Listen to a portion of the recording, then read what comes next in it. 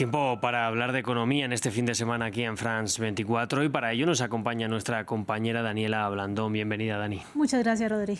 Bueno, en este fin de semana estamos hablando mucho de la Unión Europea porque hay elecciones durante todo el fin de semana, ese Parlamento Europeo, y uno de los temas interesantes puede tener además repercusiones en América Latina. ¿De qué se trata? Claro que sí, en la región hay un observador silencioso de estos comicios que definirán el nuevo Parlamento del bloque comunitario. La razón de estos depende del famoso trueque de carne argentina por coches alemanes, como algunos lo han conocido informalmente, o de manera más formal, el Tratado de Libre Comercio entre la Unión Europea y el bloque Mercosur, conformado por Argentina, Uruguay, Brasil, Paraguay y ahora Bolivia. Pero Dani, ¿en qué consiste este acuerdo en concreto? Bueno, si así lo ratifica el nuevo Parlamento, se crearía un mercado bilateral de casi 800 millones de personas que eliminaría inmediata o progresivamente los aranceles sobre más del 90% de los bienes que se importan mutuamente, lo que ahorraría unos 4.000 millones de euros al año solamente a la Unión Europea. También es que establecería ciertas cuotas de importación, especialmente del lado de Mercosur, para evitar que este inunde el mercado europeo. Pero cuando hablamos de bienes, en concreto, Dani, ¿de qué bienes estamos hablando? Vamos a comenzar por Europa, desde un coche alemán pasando por un queso o un vino francés o inclusive un chocolate belga, todos podrían entrar en los países de este bloque suramericano, en los productos, de este bloque suramericano sin aranceles, eliminando las muy restrictivas tarifas de hoy que tocan hasta un 55% si se trata de melocotones enlatados o incluso un 35% si se hablara de autos, textiles o whisky. Este acuerdo también proporcionará acceso libre de impuestos sujeto a cuotas para los productos lácteos de la Unión Europea, hoy grabados con un 28%, en particular para los quesos. Bueno, pues esto se supone que es un canje bidireccional, por tanto, ¿qué tienen los países de América Latina que ofrecerle a Europa? Este acuerdo establece una serie de cuotas anuales para productos como miel, arroz, azúcar o aves que entrarían sin arancel desde Mercosur y uno muy bajo para la carne de res.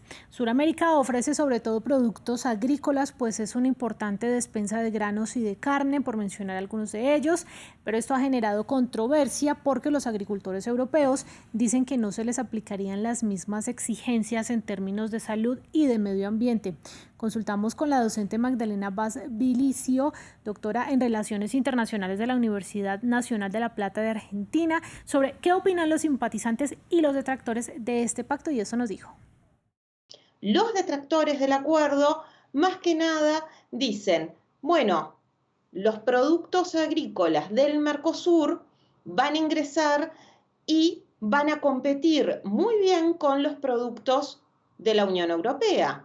Por tanto, esto no es positivo para nuestros agricultores. Pero pensemos que pasa del lado de los impulsores del acuerdo, porque el acuerdo también tiene grandes impulsores, como España, como Portugal, que pensemos que comparten con América Latina una tradición histórica, comparten también idioma, si lo pensamos, compartimos mucho más tal vez con España y Portugal que con Alemania o con cualquier otro país de Europa del Este. Por tanto, los impulsores del acuerdo hacen foco en los aspectos geopolíticos. Y dentro de estos aspectos geopolíticos, creo que es bien importante tener en cuenta que la Unión Europea quiere volver a tener un rol fundamental en la agenda internacional.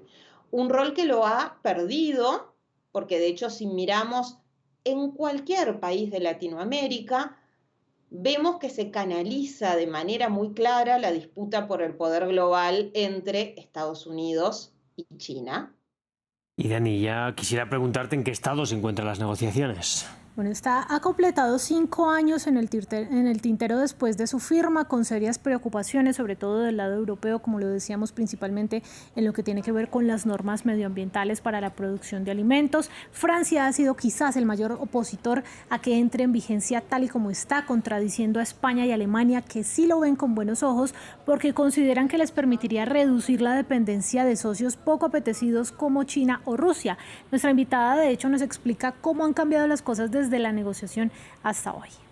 El acuerdo Mercosur-Unión Europea inicia sus negociaciones en el año 2000 como una respuesta de la Unión Europea frente a la Iniciativa para las Américas de Estados Unidos. No estábamos hablando de China en ese momento. La disputa por el poder global no tenía a este actor fundamental en la actualidad. Hoy es muy diferente. Hoy hablamos de China, hoy hablamos de medidas medioambientales, mayor proteccionismo. También hablamos de temas sanitarios vinculados con una pandemia, hablamos de litio por la electromovilidad. El mundo, vuelvo a decir, el mundo es otro. Por eso un acuerdo que comenzó a negociarse en el año 2000, hoy 2024, parecería difícil, a pesar de que la negociación duró muchos años, parecería difícil que recoja todos esos insumos de 25 o 20 años, más estos 5 que ha llevado la discusión a posteriori. Parecería difícil que recogiera todos esos insumos. Pues Dani, mucho ha cambiado el mundo desde luego en estos más de 20 años y mucho hay en juego todavía con este acuerdo. Así que muchas gracias por traérnoslo aquí este fin de semana. Bueno, aquí nos vemos en una próxima oportunidad. Destacar quizás que su conclusión de nuestra invitada es que podría quedarse otros años más estancado. Bueno, pues aquí estaremos otros años más para contarlo, Daniela. Claro muchas que sí. gracias de nuevo y a los espectadores les invito a que sigan con nosotros en France 24.